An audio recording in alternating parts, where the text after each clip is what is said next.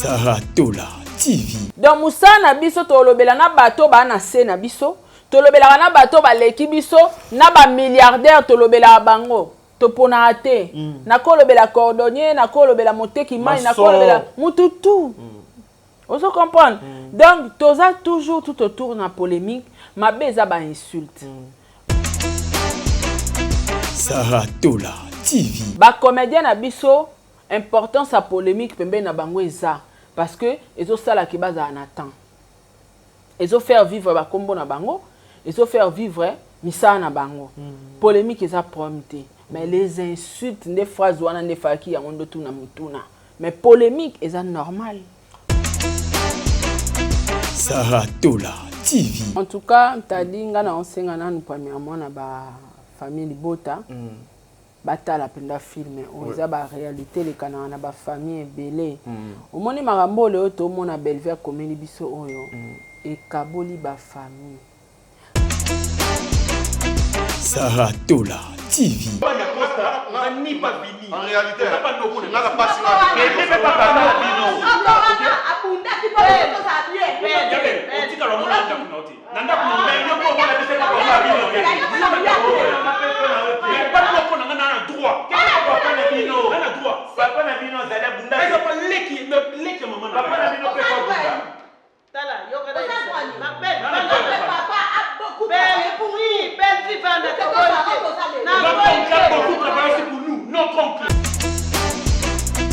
Saratola TV. Soki ka Sarah meki oboya sangweke.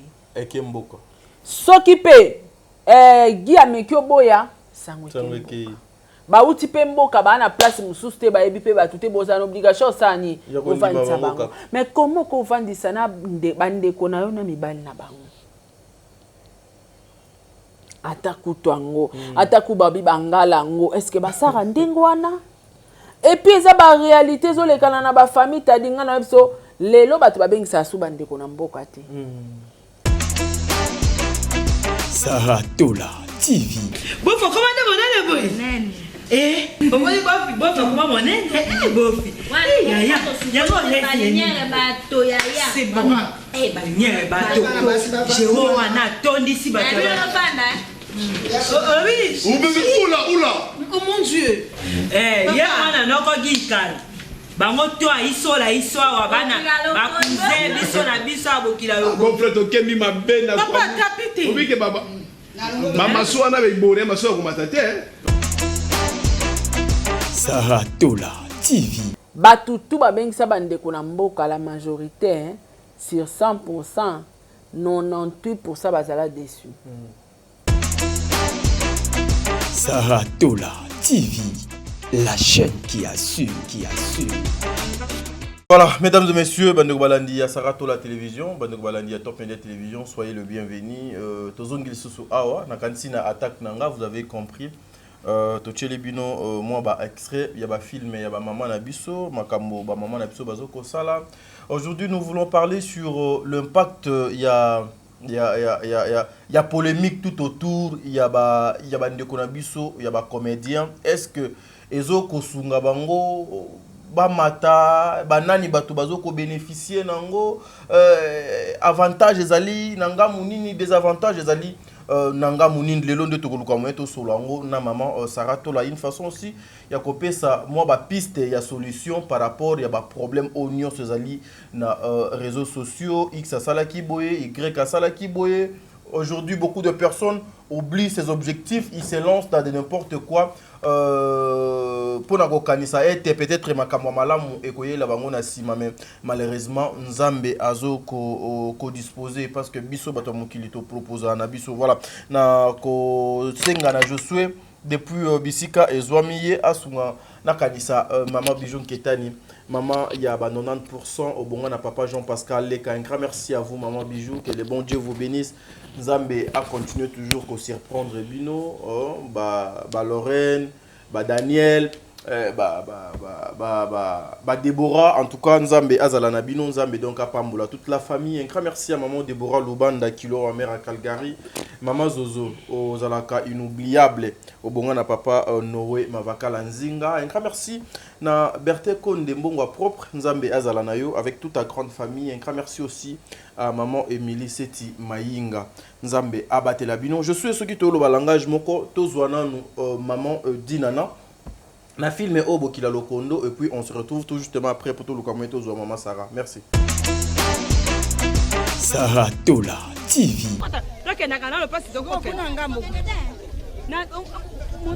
Moto tamakamone. Leader, ko banana nga boete leader. Ko banana nga boete leader. Bikamao ino, ko menina la kisasa ngwe komika ko. Duaka sakosi.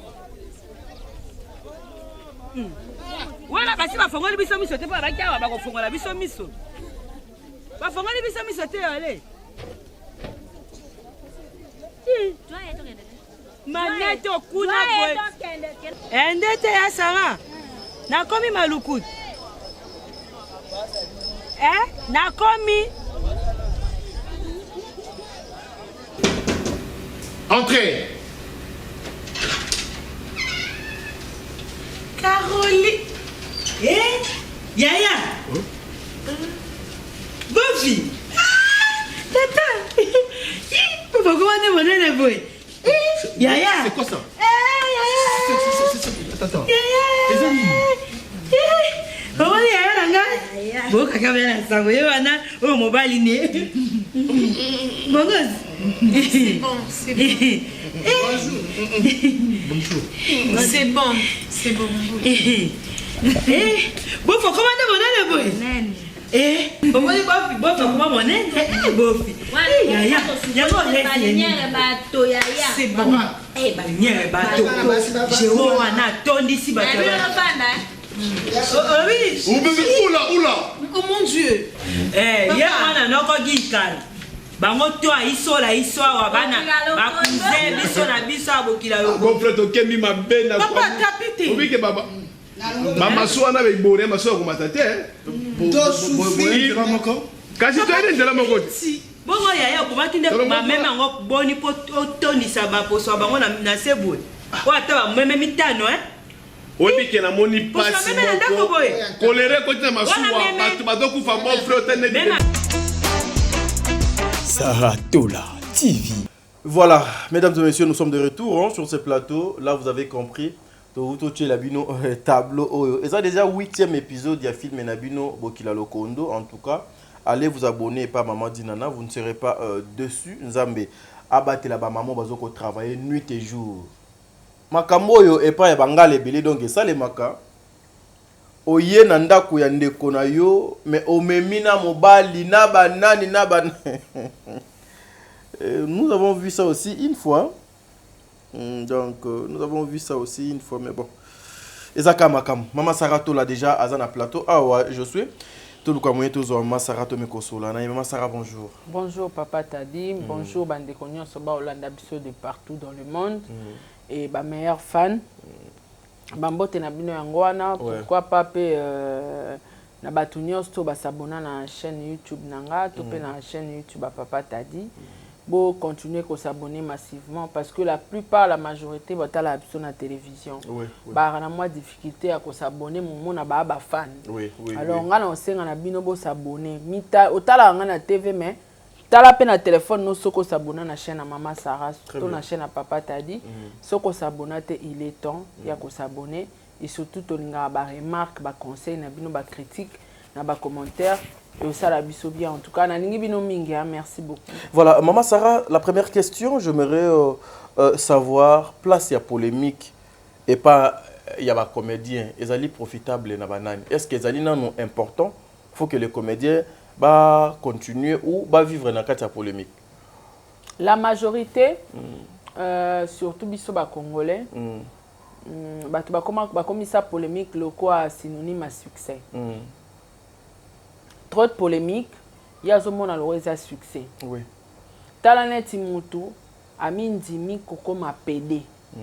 amona ngo lauréat succès parce que ba kata bo tchatcha on a ba page mais les inconvénients seront réels ba inconvénients oya les tôt ou tard ba conséquences nango ba tu ba ofuta t'as dit omoni bilo to ça na réseaux sociaux tango sala il faut penser à pe que nde naza boye lelo lobi bana nanga bakotala ngo na télévision bakoko nanga bakozongiselaka bango yango est-ce que komema opropreté na famille et komema sonité parce que yana ba réputation musu emema soni na famille ozangisa na bakoko no moyen ya défendre yango ozo comprendre makambo osala lelo eza pona lokumu na yo succès base et tout mais est-ce que ozotala pe ke lobi kokoma moto po apparemment lelo zana onyama lobby est-ce qu'on comme appelle moto ozana bana te ozana bakoko te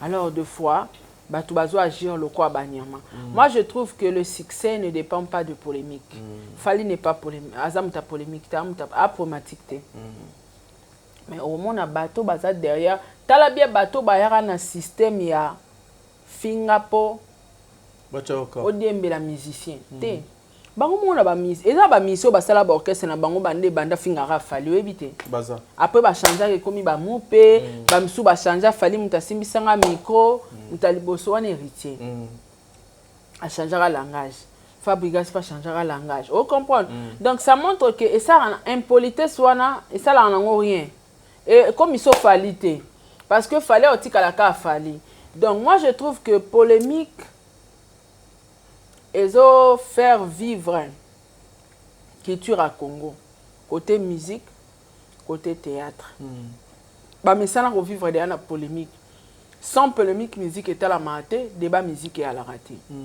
mais ce qu'il y a ma bé yo parler sur polémique mais il y a ma bé nango et ça n'est ma finga les polémiques ils sont réelles les a toujours accompagné naba artiste polémique ils ont faire partie il y a existence il y a batu ah Nicolo non ça polémique na makoso ngape na makoso to ça polémique bras de fer na mamba Fali jana okso audio makoso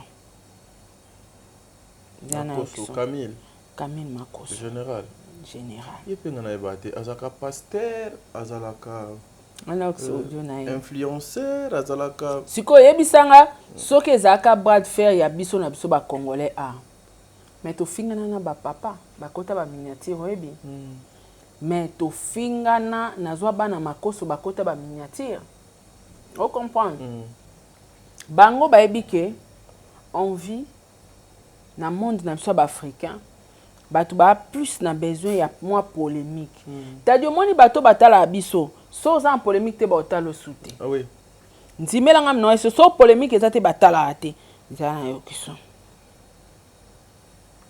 yoka Merci, comment tu vas? Là je suis au niveau de Cotonou, je vis à Abidjan et je pars à 15h en Israël. L'État nous envoie en mission d'urgence pour aller faire 10 jours là-bas. Est-ce que toi, tu as pu avoir tes dates maintenant? Voilà, on est à la date. Il y a ma bonne ici. Na website on a qui d'Abidjan. Et ça général moto. A ben singa na makamoro na place mofo na cha moto na Abidjan. Ozoyoka. Batu ba monaka makama makoso leke te parce que makoso akomaki Abidjan hier ou avant-hier. Nda salinga audio. Akoma Abidjan akende Israël pendant 10 jours. Na retour na ende ngana kale pour que na pese ba date pour que voilà on comprend mais tout ça la bras de fer ya zara na Fali ngana na niki skondeni to se retrouver to solo là vous êtes resté professionnel voilà polémique ezala parce que polémique ezani yeti aza côté la niki aza na kata polémique nana Fali ngapeti na côté la niki na kata polémique mais polémique na biso suki loyal et l'obité que Sarah finga makoso to Sarah finga makoso finga Sarah vous comprenez polémique to rozala toujours na katia polémique pourquoi parce que abenga ma fille hein ngaza mama hier naza mama hier na landa formation na formation te yende bo kanza wana Sarah ba formation na conférence na Zoom au s'inscrire au Koti, au commis marmaillère. Vous comprenez? Donc, il a dit que polémique, Torotika, Tenga, le bango met fatadi. Classe rando Orotika. Mais polémique, Torotika, parce qu'on est lié à la polémique, place et vendre la musique, actualité, tout ça là. Ils sont basés dans la polémique. Dans la politique, il y a la polémique. Partout polémique est ça. Maman moto kuta na ambassade ya nga pesa nga yo conseil. Sara na linga komingi oza grande dame moni komi kitsarate na niveau ba analyse makama basila na ba belvinga bi mama. Ongo kenanga ongo komisanga nani? Ministre azo clasher.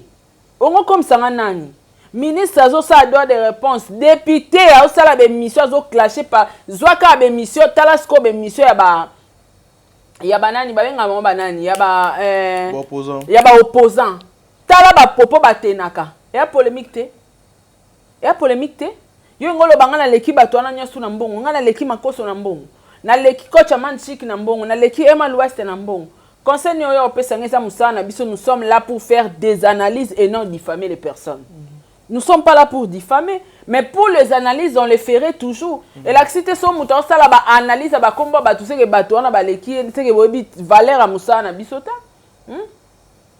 C'est que tu valeur à Moussa na bisota. Très bien. Donc Moussa na biso to lobela na bato ba na se na biso, to lobela na bato ba leki biso, na ba milliardaire to lobela bango. To pona ate. Na ko lobela cordonnier, na ko lobela moteki mai, na ko lobela mututu. Vous comprenez? Donc, tout ça toujours tout autour de la polémique, ma beza ba insulte. Ba comédien na biso importance à polémique pembe na bango eza parce que ils ont ça la ki baza en attend. Ils ont faire vivre ba kombo na bango, ils ont faire vivre misa na bango. Polémique eza prompté. Mais les insultes des phrases wana ne faki ya ngondo tuna mutuna. Mais polémique eza normal. C'est profitable à qui na ba artiste ou bien na bateau bazo ça la polémique. Polémique, il y a bien et ça profitable dans artiste. Mais la concurrence, s'il faut qu'on en termes il y a concurrence. Concurrence oyo na mboka na biso actuellement. Lorsque tu regardes ça, na ba aspect nuancé, vous n'allez pas ba musiciens, vous n'allez pas y a ba comédiens. Penses-tu qu'ils allaient loyal? Non, polémique qui chasse ces loyal d'été. Mais polémique est normal, est profitable dans les artistes. Tandis que polémique na biso ya Kishasa est profitable na ba youtubeur. C'est nous ndé tozo sala mbongo na kombo na bango. Tozo profiter na polémique wana, bango mo ba profiter te. Preuve ane même pas ba musicien au mona, ba golo ba focus na finga fali na vie privée fali, mais musique na bango etala maté. Promotion ba sala te. Ba plus intéressé na finga. Ba otela bango musique na chaîne affaire, ba otala te ba commenter te. Mais kende ka okuta place ba vandi si famille a fali ba ofinga ba pesio na ba ko peso na 3000 commentaires négatifs. Mais ba oluka ngokuna ezala positif ezomona na te. Ndeti ndenge na kenda okuta photo nanga. Donc baza plus focus na makambo yo eza pena importante. Donc na polémique oya biso ya Afrika wa les bénéficiaires et les youtubeurs. Très bien. En tout cas, les leaders, les artistes, musiciens, comédiens, ils ont profité de côté. Preuve, on a tout ça série Sarato la Diego Milito. Et ça li ba Bercy. Batimsu banda ba banda ba chaîne noire sala 30 000 personnes te melong nanga mbali nanga sali yango. Tout le monde à côté ba vie. So tali siko pia ki en internet. Et là, on m'a longué à sujet exact. Pour biso tokati hémorragie. Tokati hémorragie, tobaki I non continuous. Mission exposé tout mission accomplie. On a, je n'ai pas le temps. Voilà. Maman Sarah, tozonga siko awa na filmé na oyo yo utuko landa na bokilo lokondo ya maman. Donc ma comédien na biso ba bénéficiaire te. Wana bnde secret na yo sabino. Ba tout ba osala bino be mission ba osala mbongo. Bino nde boza ba perdant parce que bazui ba fan na bino ba koti bango na trou ba kangi bango place moko ba komi le roi ba bien privé na bango même yo bimisi film ba osala plus intéressé na série Sarato la na Diego Milito ke ba yo ta filmer donc ba distraire ba fanatique na bino yango mona batu ba bénéficier nango eza batu mususu ye moko a bénéficier nango te voilà yango moni nuit et jour tozo ko senga kana bande ko na biso famille libota pas de distraction à chaque fois air biso to le kabo so film bimi to lien on a to kolengo na auto sala to chango na communauté pour vous dire allez suivre ba émission na bobima na ba distraction ya ba mafinga na parce que ça va rien n'apporter na carrière ya maman Obino Bozo ko soutenir au là extrait oh ba uto la biso ya maman Dinana commentaire na yo par rapport ya tableau o ya Bokila Lokondo oyo Sarah Masiala na bandeko na ye ba uti mbandaka ba ye na ndaku tu peux dire quoi surtout yo posa mongala tu peux avoir l'idée sur ce genre de choses. En tout cas eloko lo ba pendeza te mais ngai na oluka Dinana na ebite Dinana idée za nini Dinana c'est colonie Azaka Mukongo Dinana bon c'est une congolaise excusez pour ezalate que non tribalisme moi congolaise azali congolaise mais au moins tribuna eza mabeta mais au moins c'est elle est du bas Congo par rapport il y a question donc autouni na tuni bongo pona nini Dinana kokko sa film na matadi te akoko ino Dinana fala obanda no na ba Congo to sali Dinana nini ya mutuna et puis Sarah il faut avoir une tête je suis du bas Congo mais n'ayez que concevoir un film ya Bangala donc Dinana il faut place au sala musala ya Kiboyi wana azara mungala te par hasard moi na musala patron na moi na musala place au sala ki mona musala wana place à Boy peut-être azara mungala te abeteli ba masolo o iza ko exposer ba vie ya batu Dinana est-ce que bi ke tadi biso ya rabongo trouble ko timba mona ndako na Sarah yemoko azo comprendre te asimba na biso to ya kabongo siko ngande sala nga pasi na ebite msu na poème na Dinana particulier au sa nga vengeance na zo e baptême c'est za vengeance ozo comprendre tadi Bangala to ya kabongo yo zo mona te Caroline a memi bongo sa memi mobali mais franchement nous sommes où là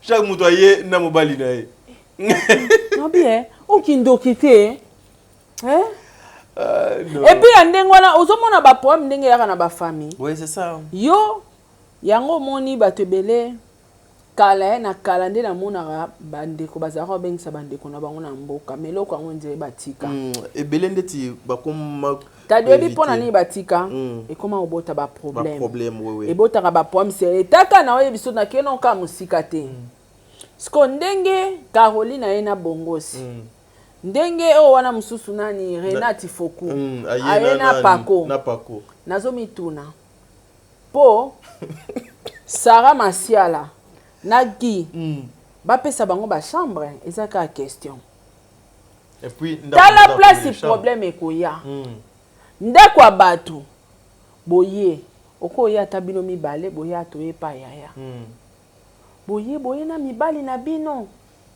yango Bangala basala bino et puis mibali yango pe ba courager misu makasi ya wana tala etati ya bongosi tala bongosi zabiwadi est-ce que ebi trouble ni ekota na famille soki ka Sarah meki oboya sangweke ekemboka soki pe gi ameki oboya sangweke ba uti pe mboka ba na place mususu te ba ebi pe ba tuté boza na obligation sani ovandisa bango mais comment ko ovandisa na bandeko na yo na mibali na bango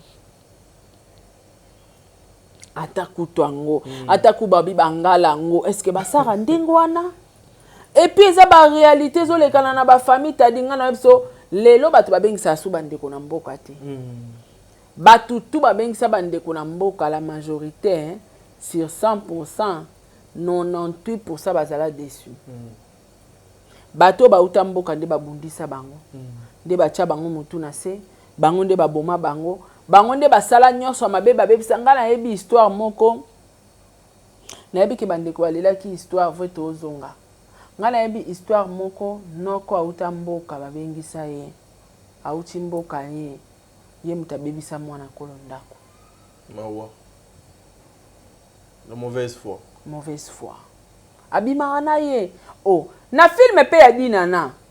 Saraka oyo, Sara oyo, Saraka masiala ka oyo. Abnyokolaka mwana bobo, mwana mbandana. Anyokolaka mwana mobali na ya na ye. Mais Sara za na ndekola mobali, mwana netanga komi na zemi ya bisebo abimaka na noko na ye, ndekwa Sara. Yango monaka bato mosusu balingaka na famille bavanda bango na bango. Na kwena ye avec ses enfants. Ngai ka na bana ngato suki point bar. Mama leki akoyate, papa leki akoyate, noko akoyate, tata mwasa akoyate, chacun epa na ye. Nga na kovanda ka na bana na nga, ezaka mingi bakoza boye. Siko ndenge bongo si baye boye. Non tala kala. Et puis bongo nani star, leader. Et star. Il faut tcha eliboso. Leader. Bongo azali star, azali leader, bakosombela ye mutuka. Déjà na mboka Caroline provision maman na ye Marija na Chaka nda lambaka kena kopesa bongo sport ali star. Azali star. Leader. Siko azui esusu. Aye na ye kisasa. Maintenant, on a le scandale au Salama. Et ça la somme, et ça la somme parce que famille oyo et adopté bateau yo, ba ebi non ba manière na bangote, ba ebi ba comportement na bangote, ba utimbo kaka boye ba ye, donc na ebi tenenge esuka. Et ça lo cheli bilo non bilo na mesa bongo sina pako de abalia. Si ba lia et puis bongo ça za star donc faut à vivre le coup la star quoi, charisme belé mbebo belé soit lié. Yazastar. Voilà, mesdames et messieurs, c'est comme ça que nous continuons avec cette émission. Nous faisons la promotion de nos artistes. Bah, maman Nabiso, bah, papa Nabiso, nous sommes là justement pour vous accompagner pour nous faire la promotion. Nabino numéro ils en a sewana, so on a besoin de promotion. Au bengi na numéro, to golobe la film nayo, to golobe la Moussala na donc osalaka une façon ya ko accompagner bino. Mama Sarah, ce qui toloba sous langage moko o melana mai tozonga nanga muya Josué. Cette fois-ci tozozoa réalité de ma famille et puis on se retrouve tout justement après pour tochiter na émission na biso. Sarah Tola TV. En réalité,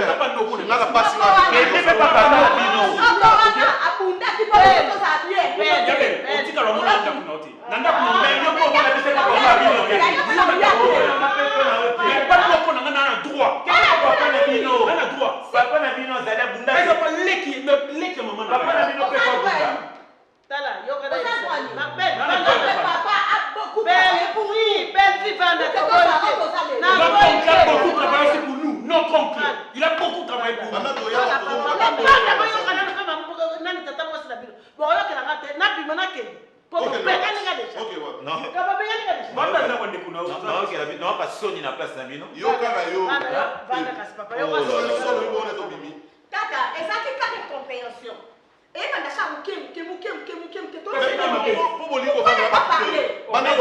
On a le droit de rester avec qui on veut. Si on ne veut pas de vous partir.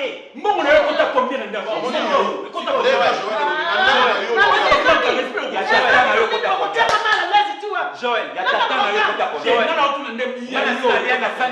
Joël.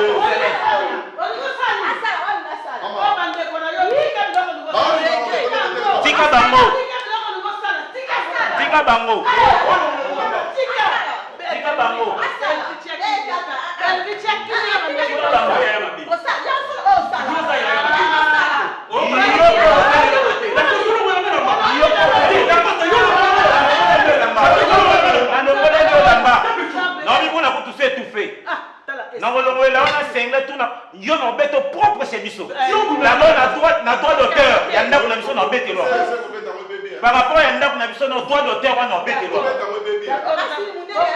Par rapport à nos droits d'auteur, il y a un droit d'auteur. Par rapport à la droit d'auteur, il y a un droit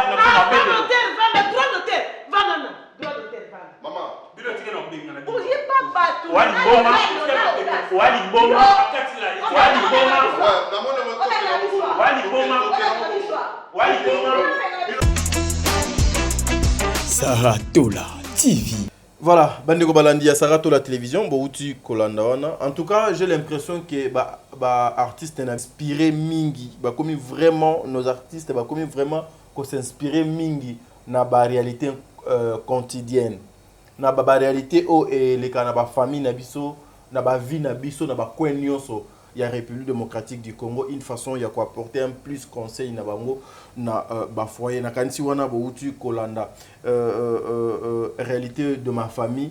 Deuxième épisode déjà ekotaki na Bellevue télévision. Maman Sarah, je sais pas commentaire na yo nanu eloko nini okoki koloba par rapport ya batata mwasi o bazalaka yaya na ya kufi ye aye kofana na ndako ya yaya na ye wana akufi do atiki bana et puis aye pe na bana na ye na kati ya ndako wana babandi ko semer trouble.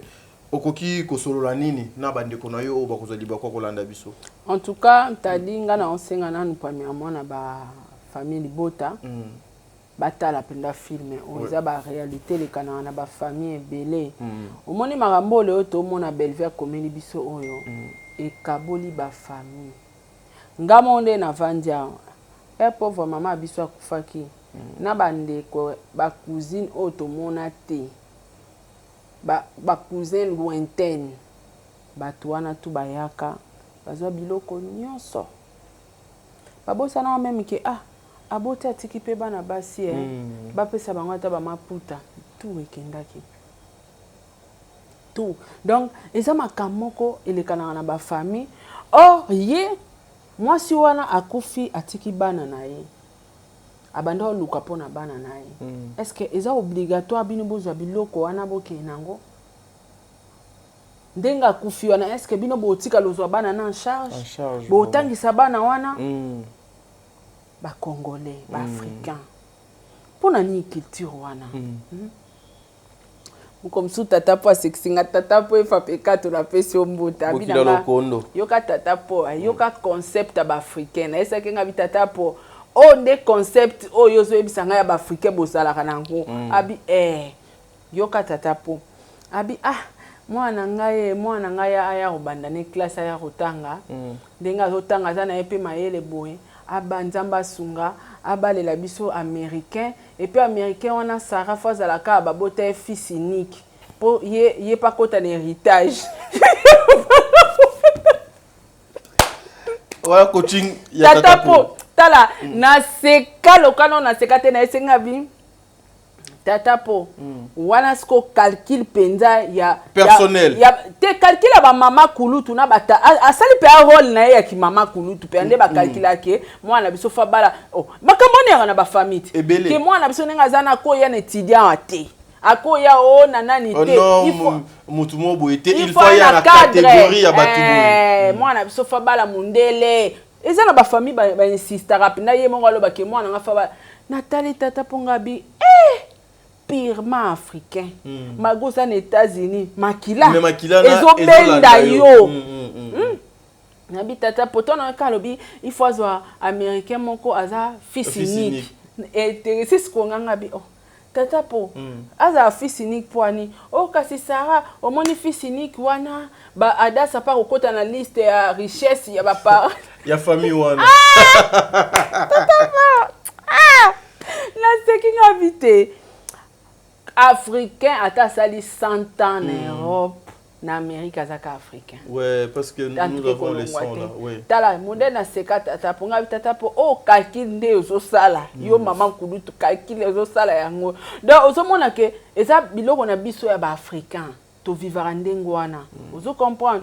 Alors comment na mutakufi atiki bana na ye to pensera même pas que bana wana na obando tangisa bango mais omona mutu azata na mawate azwa roboto la bilo andako ana ke na TV nga papa akufi atiki ba veste maza ba mibali bana mibali baza ba olata ba veste mais omona sans pitié bakokongola biloko nyonso misusu bakoya bamemi TV est-ce que bato bakotikala bakozalaka na besoin kotala TV te biloko ndeko na biso ozo comprendre tala neti boye papa badacosta akufi na Belleville na mama abango sikoyo tata mwasi ozwi bana na okumbi bango et puis pe ya mikolo boye kwatulu boye po na boya kotia bakolo ndako mal à l'aise ça n'a pas de sens purement africain ozo comprendre eza penza purement africain ba africain de to se comportaka boye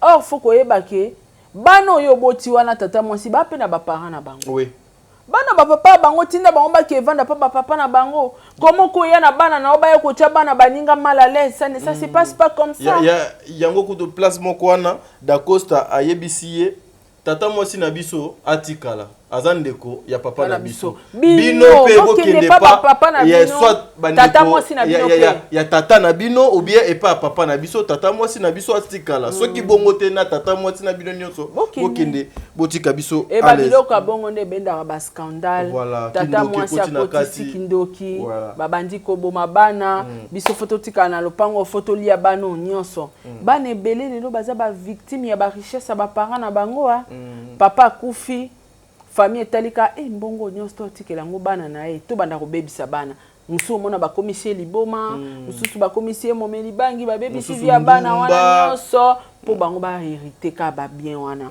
en tout cas tout ça la keba film oyo réalité de ma famille to landango penza na limemia pe na bwanya nyonso et rosunga biso. Voilà, mesdames et messieurs, c'est par ici que nous mettons fin à l'émission Oyo. Nous sommes là, nous venons juste pour apporter la lumière et pas bande konabiso makambo donc singeli. Voilà, je suis Tokutani Balasima. Merci.